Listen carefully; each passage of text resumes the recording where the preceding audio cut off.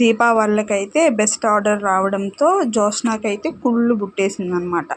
అప్పుడేం చేసింది జ్యోత్స్న, వాళ్ళకు వచ్చిన ఆర్డర్ని ఎలాగైనా వాళ్ళకున్న గుడ్ విల్ని పోగొట్టాలి అనేసేసి జ్యోత్స్న వాళ్ళు తినే ఫుడ్లో అయితే ఏదో మందు కలిపేసేసి భోజనానికైతే పంపించిందనమాట. అది ఒక మనిషిని ఏర్పాటు చేసి వాళ్ళ భోజనంలో ఏదో ఒకటి కలిపేసి, ఏమైతే విషమనే అనుకోండి, అలా కలిపేసేసి పంపించడంతో ఆ ఫుడ్లో అయితే అతను కలిపేశాడు. కానీ అందరూ భోంచేస్తున్నారు కానీ ఎవ్వరికి ఏం కావట్లేదు. అందరూ వచ్చి దీపా కార్తిక్ గారు భోజనం చాలా బాగుంది, చాలా బాగుంది అని చెప్పడంలో